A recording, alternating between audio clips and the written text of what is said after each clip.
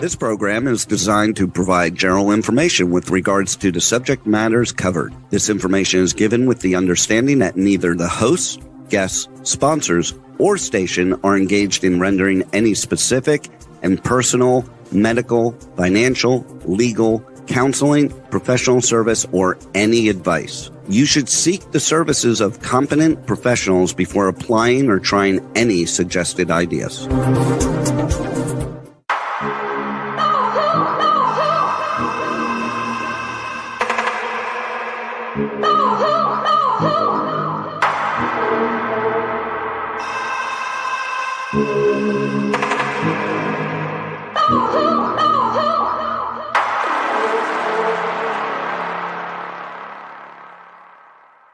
Good morning, true seekers and true crime junkies. Welcome back to another episode of Hit the Road Jack, Finding the Zodiac.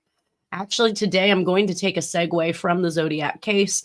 I have not done this before, but I thought that this was a very important issue of wrongful conviction. And we are going to see a podcast that I have recorded with Nolan Del Campo and the owner of the YouTube channel, San Joaquin Valley Transparency, on a wrongful conviction of Peter Wilson.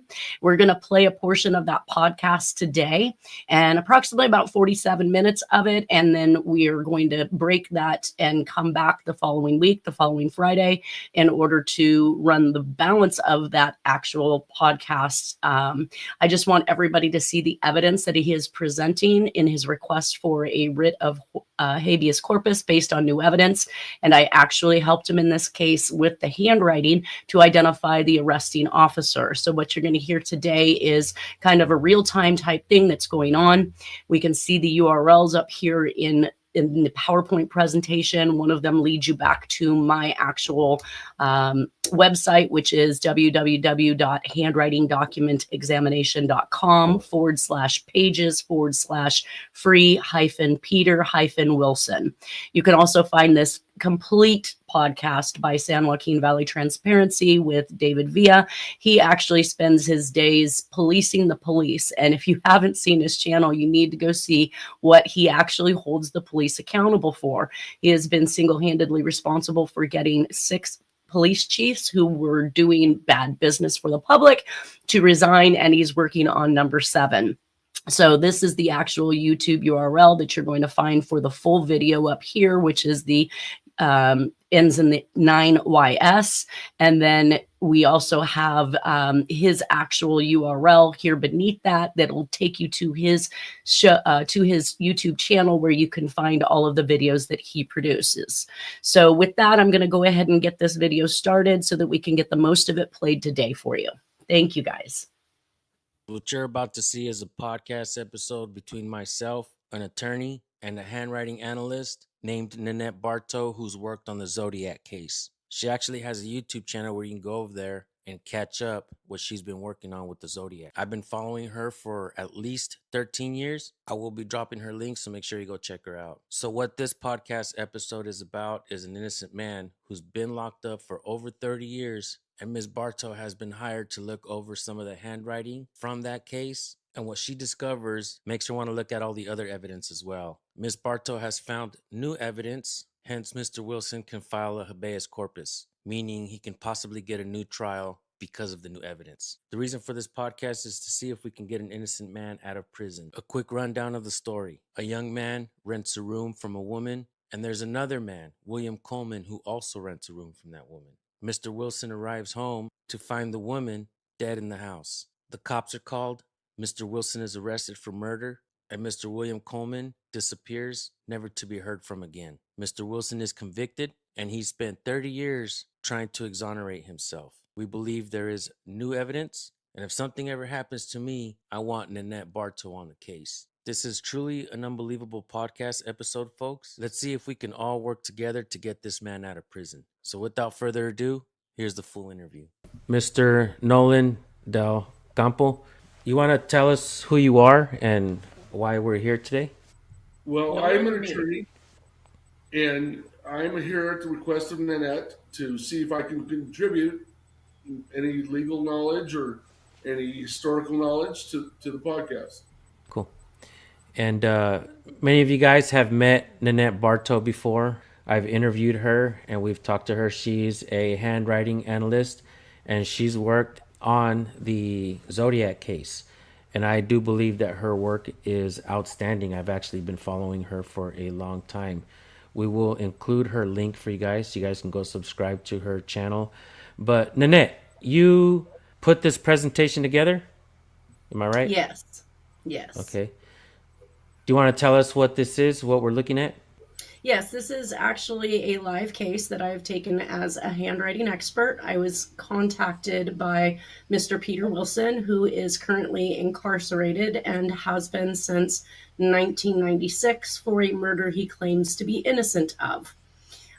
He asked me to look at some entries for removal of blood evidence from his from the police lockup and to determine whether or not that handwriting and removal of that blood evidence was done by the arresting officer.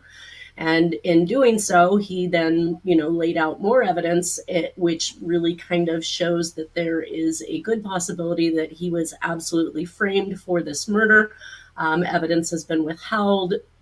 Evidence has been planted, and of course, his alibi had been removed and taken out of his case file. Subsequently, after 30 years and obtaining more documentation on his case, he was finally given these pages, which would have supported his alibi and likely would have caused him to be found innocent in this particular crime. So with all this evidence that is being put together, is it possible that Mr. Wilson can get another trial or possibly released because of this evidence? That is what he's requesting at this point in time. He has put forth a writ of habeas corpus to the Santa Clara court system, and probably no one could elaborate a little bit more on what that is. It's a last-ditch effort after all your appeals are exhausted to try and seek your freedom, basically. The habeas corpus being the body. And it's an old school term from back in the day. Problem is with habeas corpus now, it's governed by federal law. I think you first do a state one, and then your last-ditch effort is a federal habeas. But they've changed the laws on it. So there's a deadline that I think would be long past. But the way around the deadline is if there's new evidence. And it seems Correct. like what it's saying is that there's newly discovered evidence, which would give him a loophole to actually have the authority to file the habeas. And what is the new evidence? So basically, the new evidence that he has discovered is, again, we have alibi information, which are receipts, statements, things that were written during the time the DA claims the murder occurred. So the DA has given a time frame of approximately an hour and 10 minutes from 12:48 p.m. on Saturday the 30th to 1:58 p.m., in which time the murder was purportedly taking place. He had alibi evidence that was removed from the police file. So that evidence has now come to light, and we do have pages that indicate that it was taken out by somebody, which we'll see in this. He also had sent the DNA analysis of both the crime scene and his actual DNA that was taken by the police department to an independent lab, and that independent lab found that the electropherograms, or basically the degradation of the DNA, was identical, and that was impossible for that to be identical between blood that was taken from his arm versus blood that was at a crime scene. So that is new evidence. And then also discovering these pages that listed his alibi and having that removed basically from the police file meant that it was not seen in court or talked about. Also, there was another gentleman may have been involved. What was it? William Coleman? Yes. So William Coleman was the second roommate. So Mr. Peter Wilson was a roommate of Hop Ju Kim, and William Coleman was also a resident in that house. While Peter Wilson was gone that particular day because he took a taxi ride into San Francisco at approximately 2 p.m. He returned home and discovered Hak Ju Kim at approximately 3:53 or 3:58 in the morning. He approached Mr. Coleman and had indicated that something was wrong with her. She needed help, asked him to call the police, and he basically kind of him-hawed around and was not even remotely interested in going and taking a look. I mean, I'm sorry, somebody's dead in my house. I probably want to see this. But he was very nonchalant, as Mr. Wilson describes it, and it took him a minute to even get on the phone and call the police department, which he evidently did. And at some point in time before the preliminary hearing of Mr. Wilson, Mr. Coleman actually absconded to another country. So there was, a red flag there. And even the DA stipulated to the fact that they could not locate this individual, but they were going to proceed with this trial against my client, Mr. Wilson. Unfortunately, they did not look at anybody else. They basically, from the moment they walked through the door, decided it was going to be Mr. Wilson, and they subsequently planned their entire case around that. Okay, can we back up a second? So a woman died in the residence of these two people. It was her house, and they're her renters. Yes. Oh, okay. So they were renting from her, rooms from her. Correct. And what town was this? Palo Alto. Palo Alto. Okay, so Santa Clara County, or which county is that? I'm not sure of the county. Okay. Santa Clara County Superior Court is where Mr. Wilson was convicted. Okay. So Santa Clara County. Okay. It's a big county. Yeah, it is. Right. There was also sperm, an intact motile sperm, found on the victim's body. And she was an older Asian lady who had been divorced for several years. Her family had indicated she was not a likely person to date or to have casual sex. Some of the evidence that they found was she was found at the bottom of the basement with no shirt on, one shoe off to the right, her robe laying next to her.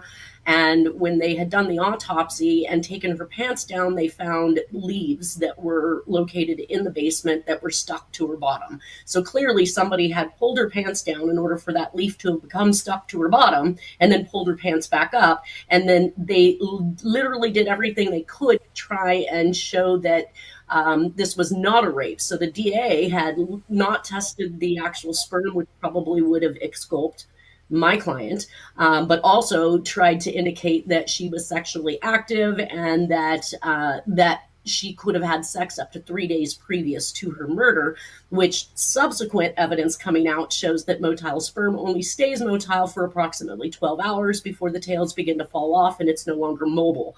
So that doesn't fit in with the time frame of the DA's, the time frame in which they claim that she was murdered, because the autopsy was not done until the following Monday. Mind you, they claim she was killed on Saturday, but Monday morning is when they're finding this motile sperm, which means it literally had to have happened within the last pretty much, 12 to 24 hours.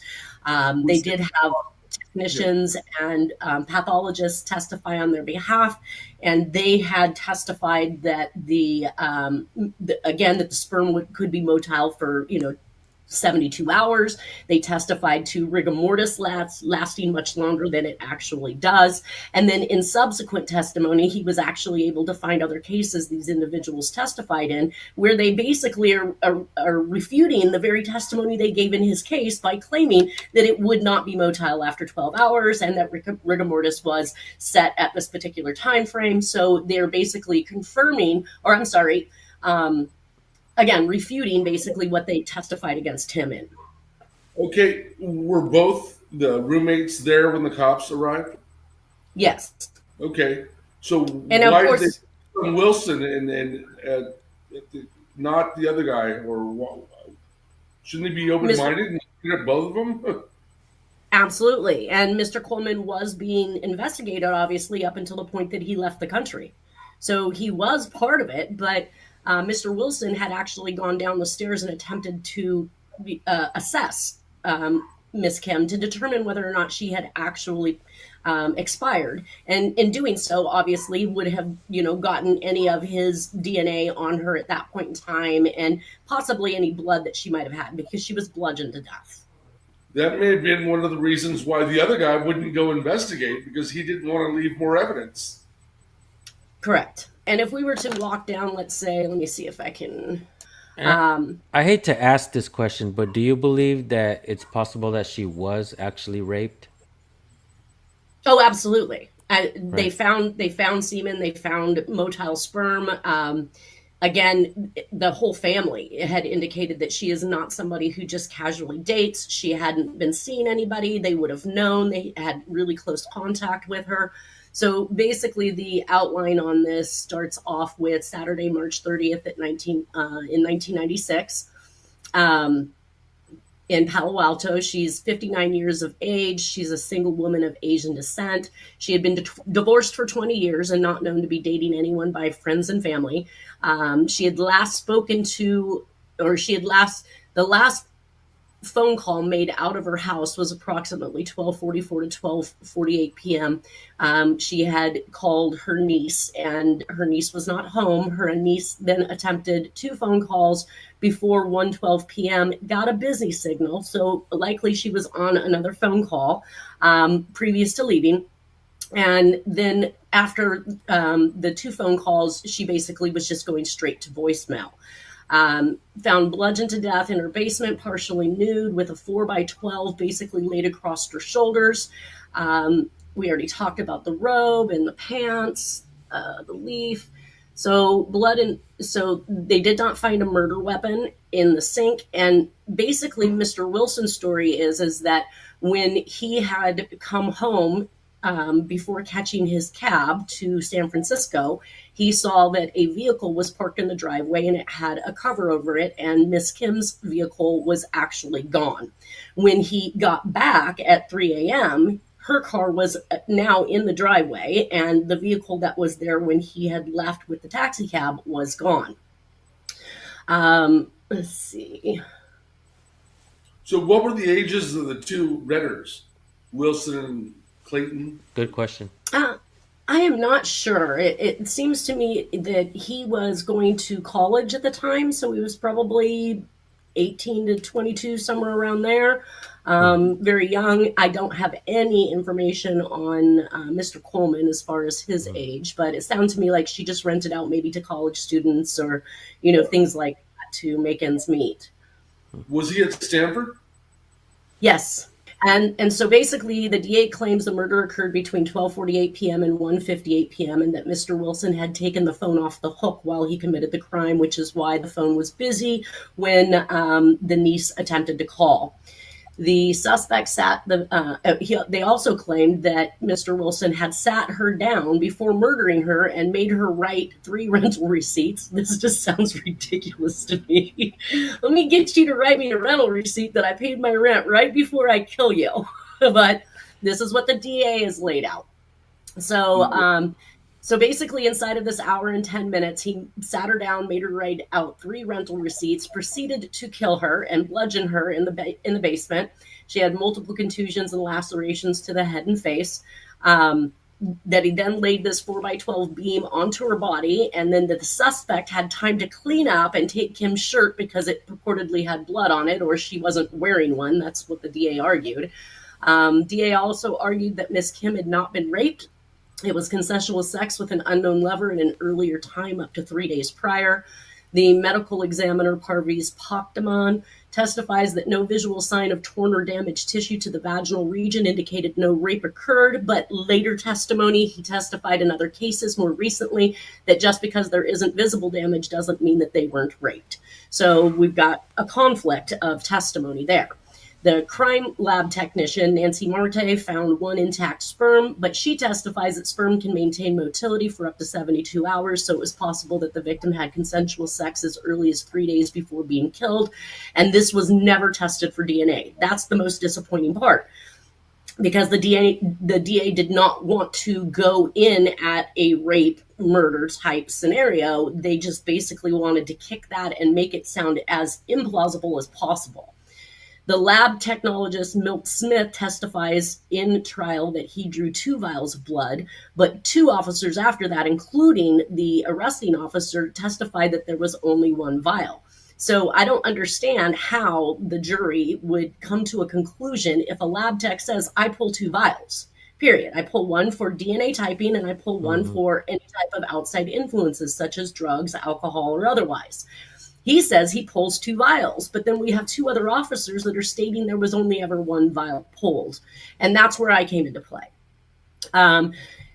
Says pages 9. Okay, so pages 9, which is an alibi for Rogers Restaurant that Mr. Wilson was at 1:30, which would have been mid-crime spree, was removed from his file, was taken from his backpack, copied, put into the file, and then subsequently removed.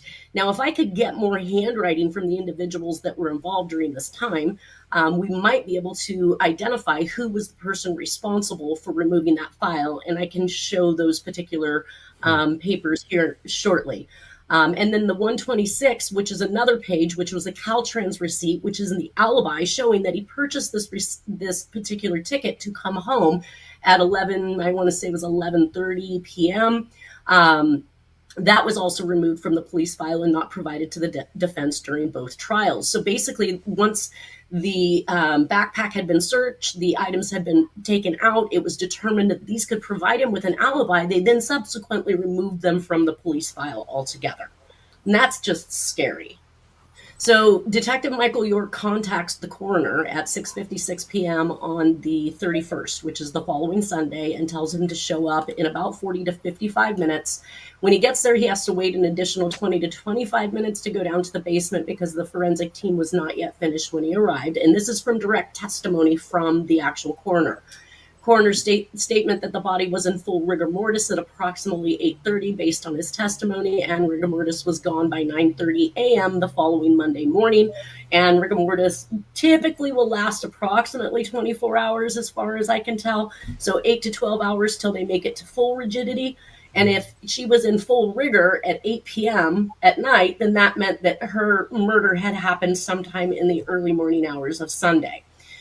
My client, Mr. Wilson, believes that Mr. Coleman had killed Kim before he had gotten home, and that he didn't stumble onto the body until he had actually made a couple treks back and forth. He had left the house, went to the 7-Eleven, got himself some snacks, came back, was on his way to the bathroom when he passed by the basement door and saw Miss Kim down at the bottom of the stairs. Quick question. Yeah. Who was Wilson's lawyer? Was it public or private? I don't know that. I never asked that question. I'm going to think that it was likely a public defender, especially, if we're talking about a young kid.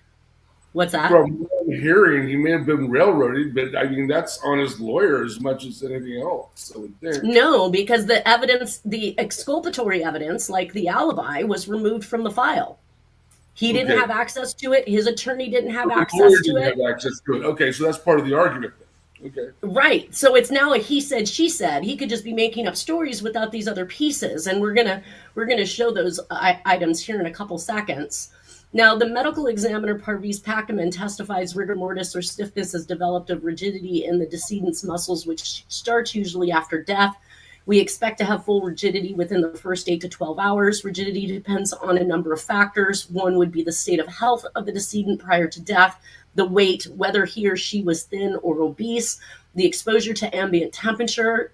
The heat would actually expedite the process, where the cold would actually delay the development and its disappearance.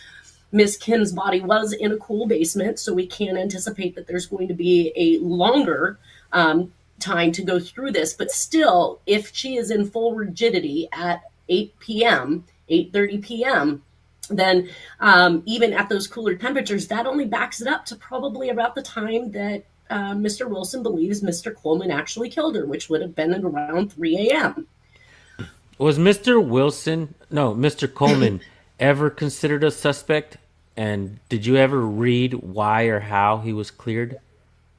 He wasn't cleared. So basically, the only thing that it states in the actual trial transcripts is that the DA stipulates to the fact that nobody can find him, and that's because he's left the country. The police report? Well, I do have some pieces in here from the police report, like the evidence logs, which become very, very convoluted as well. I am actually on slide 6 right now of my presentation, and this is some of the evidence that was taken from the backpack. Basically, what we have here is a note of an illegal search and seizure. So basically, he claims that Michael Yore, the arresting officer, had searched his backpack, even though he did not give permission for that. To the right here, we actually see when the search warrant was actually requested was not until April 1st. So the fact that we have markings up here saying taken from backpack 31st of March 1996, wouldn't that allude to the fact that they searched him illegally? If he didn't consent. Wow. And he didn't consent. In the police reports, it says he strictly did not consent for them to go into his backpack. So basically, this Did they find anything probative in the backpack?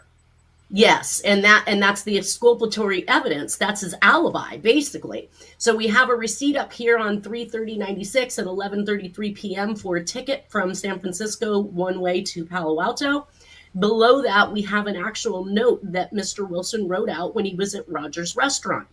And it says, I found a woman's purse in Rogers Restaurant Saturday, 13/30, 3/30/1996. I found a woman's purse in Rogers Restaurant and gave it to the busboy who ran out with the purse. But it's hard to read his writing. He's got a very, very... Few minutes later, he returned with purse and gave it to his wife's restaurant behind the counter. I also told them my phone number if they will have a question to call me.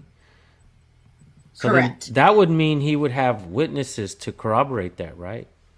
Well, and they did. Private investigators and the district attorney's office sent out investigators to discuss with the actual owner.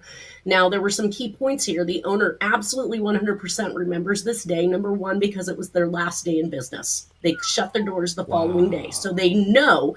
Now, she couldn't say the precise time that Mr. Wilson was in her shop, but she did state that this purse incident absolutely happened. So she is corroborating, but she cannot give him a time frame, which allowed the DA to kind of play around that and state that it could have been earlier that he was there, and he'd still have had time to actually commit this crime. So this particular piece was removed from his backpack as well. It was copied, it was put into the file, and then subsequently removed. Did not show up at trial. Again, though, seized on the 31st of March when their search warrant isn't even good until April 1st. So right there, we have them playing with this individual's rights. Was there any evidence that was recovered from him that was used against him? No. In that search? No, not in the search, but in the blood evidence, they found his blood at the crime scene. So as if to say he had injured himself in some way. And that's when the story gets even a little bit more interesting, because he picks up this ride with this particular taxi cab driver who's already had a heck of a day. So once he leaves this Rogers Restaurant at 1:30 is basically his time frame, he states. He walks a couple blocks and he stops at a payphone. He calls the yellow cab company to meet him at his place and pick him up. So there are phone calls made in this procession, which also link up, and the yellow cab is also capable of saying, yes, we did receive these calls from Mr. Wilson. And it was from a payphone, because if it had come from a home residence, then we would have been able to clock the phone number, because he is a continuing client and his phone number would have came up and they would have known exactly where to go. When he made the phone call to the yellow cab company, the dispatcher actually gave the wrong address. So the taxi cab had gone to the wrong location. And by the time Mr. Wilson had made it home at approximately 1:58 in the afternoon, he returned another call saying, hey, where's the taxi cab? The dispatcher let him know that they accidentally dispatched to the wrong address. They would get him over there immediately. So at approximately 2:04 p.m., the cab driver shows up, picks him up. At this point in time, he has no idea where Kim is. He's stating that strange car is in the driveway, her car is gone, and that he hasn't seen her pretty much at all that day. the taxi cab driver gets into San Francisco, gets lost, can't find the location he's supposed to be going to because he's not familiar with San Francisco. And so Mr. Wilson tells him, just take me to the Caltrans station. I'll have my friends meet me there. When he gets him to the Caltrans station, as he's getting out of the vehicle, I'm guessing that the cab driver was a little frustrated, but he accidentally slams Mr. Wilson's hand into the car door, which then breaks some fingers, rips off a fingernail. He's bleeding profusely. Now he's got to get himself to the hospital. He spends the rest of the night in the hospital. He has all of this as evidence. He's not even around. And he's also freshly bandaged. So there is notations in the police report, the investigating officer that was looking over Mr. Wilson, notating whether or not he had any abrasions or scratches. He had none physically. And of course, he indicated that there would be blood underneath his fingernails because he just recently had this accident for which he has evidence for, and he was in the hospital for. He had the medical documents to prove it? Yes. Yes. But this is why the DA was forced to back up the murder time frame from 12:48 to 1:58 p.m. because he had viable alibi for everything thereafter if they simply remove the fact that he was at that restaurant and walked home during the time frame in which they claimed she was murdered. Wow, so they just played around with the time frame. Was the cab driver called as a witness? Yes. Yes. And he provided a story about how he got hurt? Yep, all of it. And that injury occurred during the murder, something like that. I didn't really get into that so much, but what I did take note to is that the investigating officer did make note that Mr. Wilson's hand had a fresh bandage on it. And I would have thought that if he had this fresh bandage, so he got this bandage done between the hours of, let's say, 3:00 in the afternoon and midnight while he's at the hospital before he comes home. If he had then touched her, he would have had blood on this bandage, which would have meant that he'd only come in contact with her after the bandaging of his hand. I mean, I can't even wrap my mind around how they were able to get him convicted. I don't understand why they're so gung-ho after him and ignoring the other guy. Because the other guy absconded. Now they don't have a suspect at all. Might as well truth and justice. You got to keep an open mind that it might have been the other guy. And flight is a circumstantial evidence as to guilt. Right. Well, and here's the thing. When they removed these items from his backpack on the 31st, copied it and put it into his file as if they were actively investigating him as the culprit, Mr. Coleman hadn't absconded yet. When the blood was removed from the actual evidence locker, Mr. Coleman hadn't absconded yet. So it looked to me like they were looking to railroad him from the very beginning. Okay, how soon did they arrest Wilson after the murder? That morning. Wow. Oh, the Sunday morning? Yes, Sunday morning on the 31st. They took him in. They had his backpack. Around, but they didn't arrest him. No, they just arrested him. They were already assuming it was Wilson. Right. Was it because Coleman is the one who actually called the police?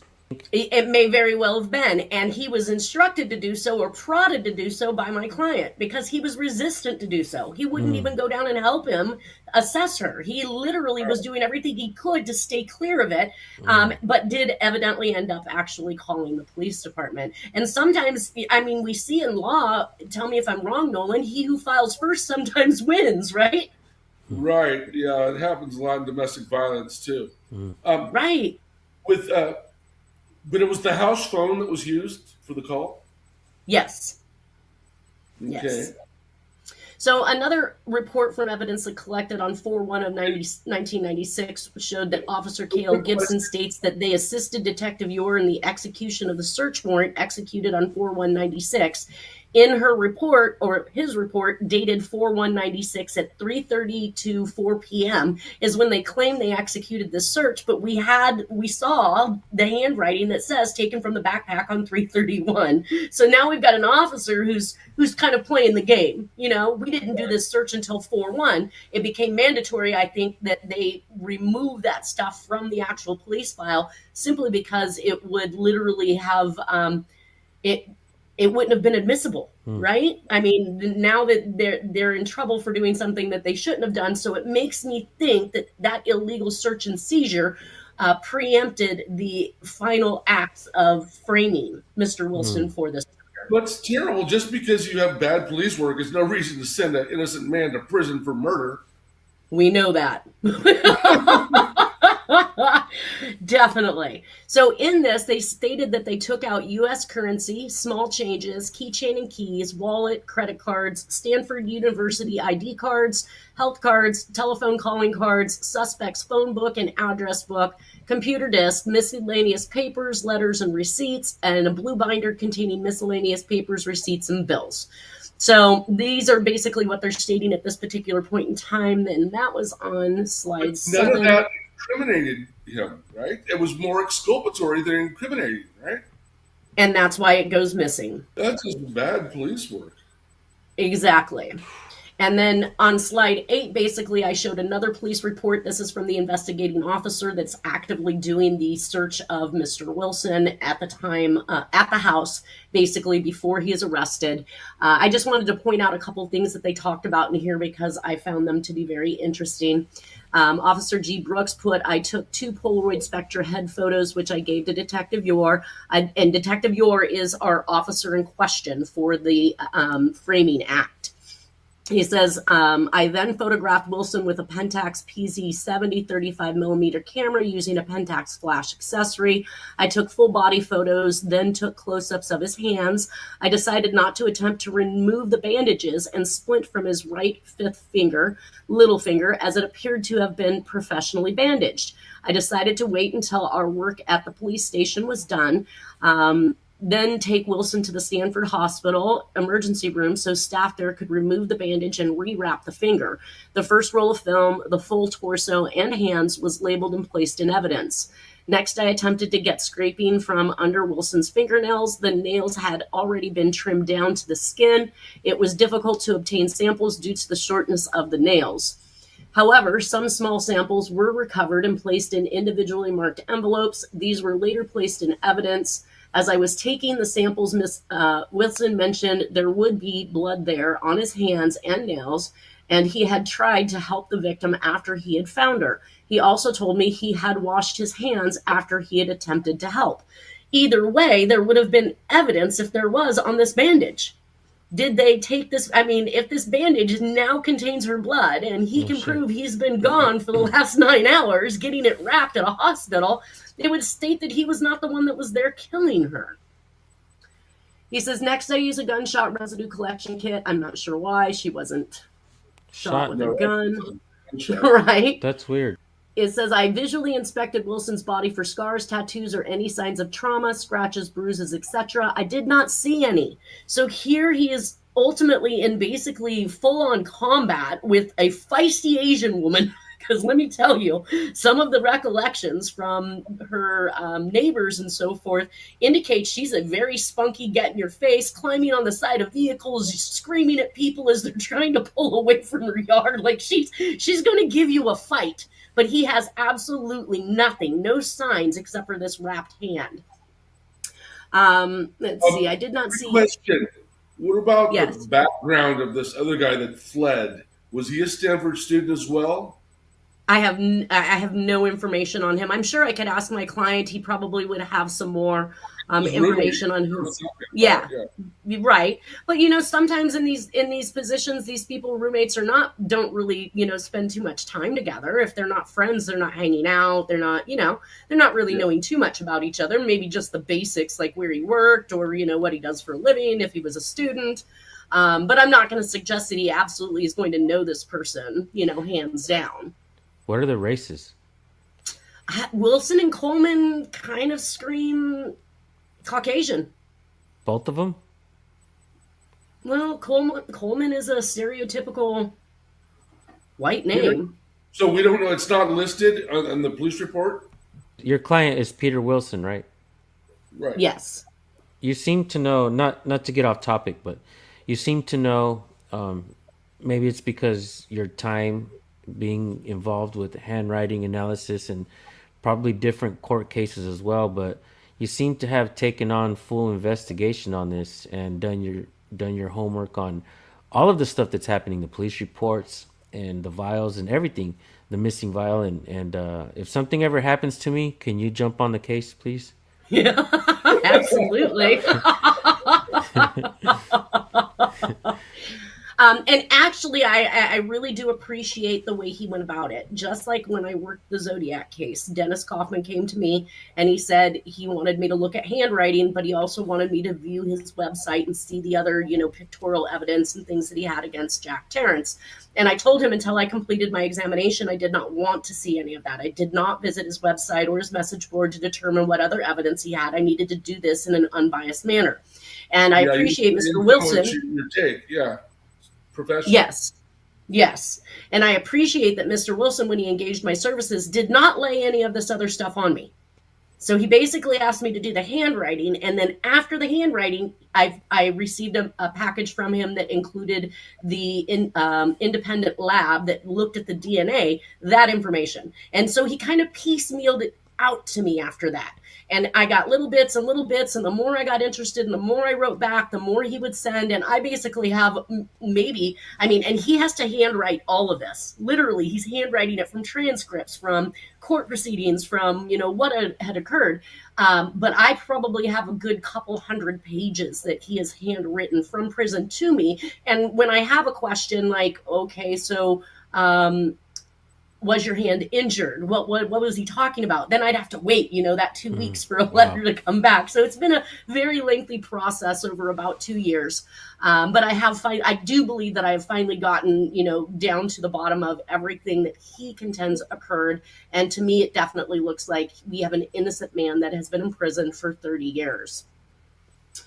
If I continue on with this particular one, the new evidence. We're getting to that. So Okay. basically, I'm just kind of going over the police reports and what occurred at the time of them actually showing up to the residence. He says he didn't see. Where is he incarcerated? At Palo Alto Police Department, I'm guessing at this point, at a Palo Alto jail. At that time, but I know, what prison is he in right now? Now he's in an actual medical facility in the Stockton area. They had to transfer him out of prison because he is failing on health. I believe that he's probably got some mental health issues going on, and he's not able to eat when he was in the establishment. So they have sent him out to a medical facility where he actually is doing much better right now. I'm very happy that they were at least able to help him out with that. Okay. Let's see.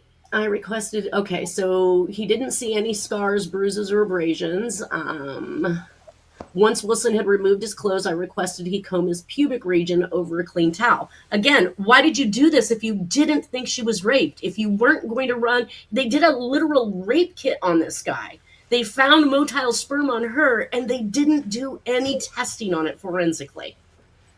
I got the comb and towel from a sexual assault evidence collection kit. Wilson did as instructed, and also at my request plucked approximately 25 hairs from his pubic region. These were placed in an envelope I provided. I also plucked head hair from 5 areas around his skull. A saliva sample was taken using a collection device provided in the sexual assault kit.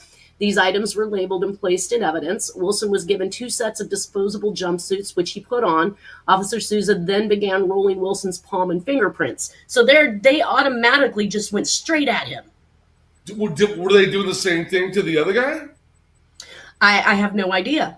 Again, that's a question I will have to ask Mr. Wilson. It says, shortly before noon, technologist Mill Smith, ID number 106, arrived at noon, drew 2 vials of blood. So this is the only place you see 2 vials. From here on out, all testimony and transcripts are going to indicate that only 1 vial of blood was taken. For the typing, so he says 1 for typing and 1 to test for alcohol and or other substances.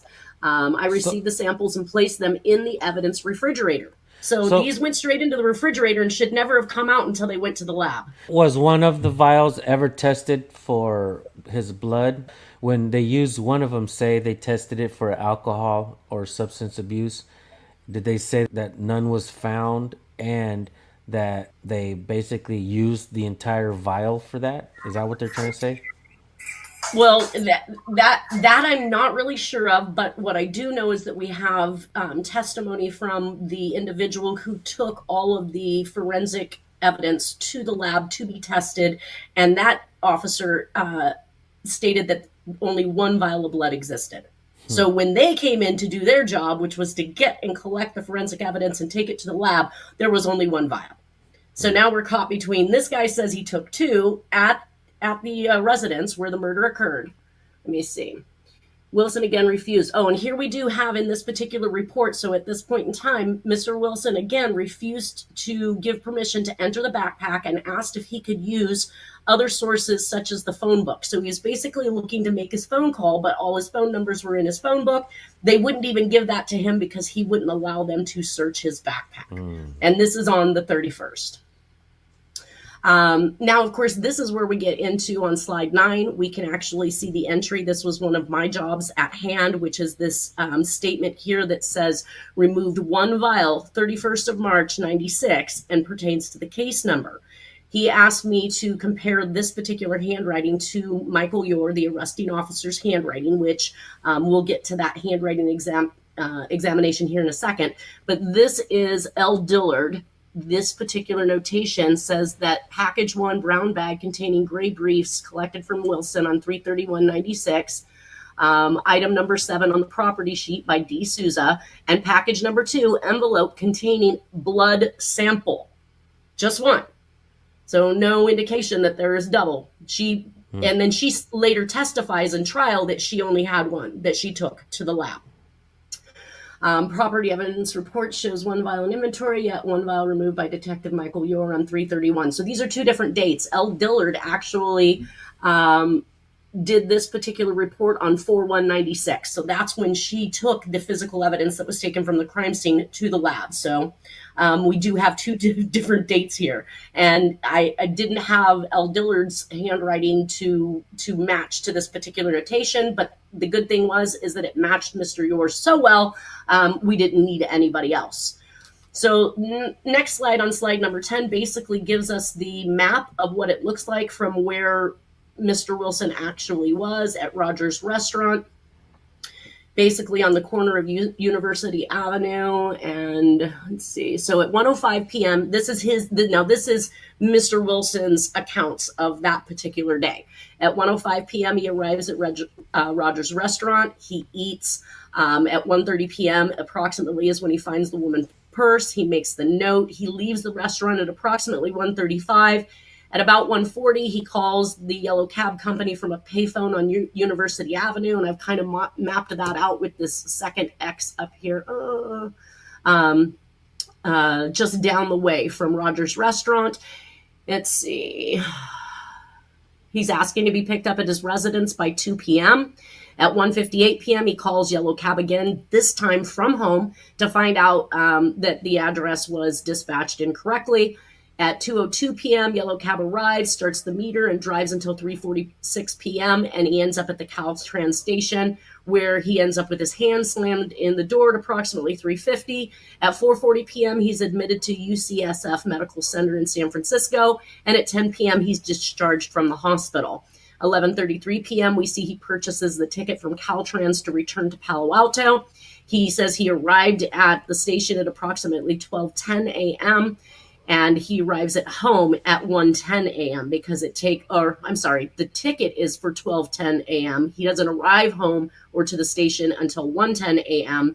At 2:50 a.m., he actually arrives home, and then at 3:45 a.m., he heads to the bathroom and finds Kim, and he tells Coleman to call, and at 3:53. So it took 8 minutes for Mr. Coleman to actually pick that phone up and make that phone call.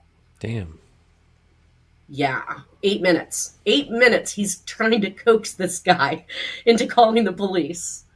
Testimony that we had on behalf of Mr. Wilson was the owners of the restaurant, as we discussed, the dispatcher of the yellow cab company, and the actual cab driver all testified on his behalf as to what he was saying was true. Mr. Bertram Glass is actually the cab driver, and he actually filed an incident report of the hand being slammed in the door. So we know that did not happen at the house in, the heat of the moment type thing. Medical personnel testified to his hand and the time in the hospital. Ms. Kim's family testified that Mr. Wilson's defense that Ms. Kim had not dated anyone during that time frame and was not sexually active to their knowledge. the fact that the leaf from the basement floor was stuck to Miss Kim's buttocks under her underwear and pants. So now we've got even more pieces of clothing that's been pulled down in order for that leaf to actually get there. Rigor mortis, max 36 hours. Kim's was done by 9:30 a.m. on 4/1/1996, which means she was killed after 9 p.m. on Saturday evening. And Mr. Wilson he wasn't home. He was simply at the hospital. Okay. Oh, I was so into that myself, rewatching it. I just thoroughly and am excited and looking forward to this writ of habeas corpus for Mr. Wilson. We're going to continue with the balance of this actual presentation and podcast with Mr. David Villa on next Friday. We'll finish off the last 20 minutes or so, and then my goal will be to answer all the questions that I could not answer at that time. So I want everybody to enjoy your weekend, have a great week, and we will see you next Friday with the balance of this presentation. Thank you.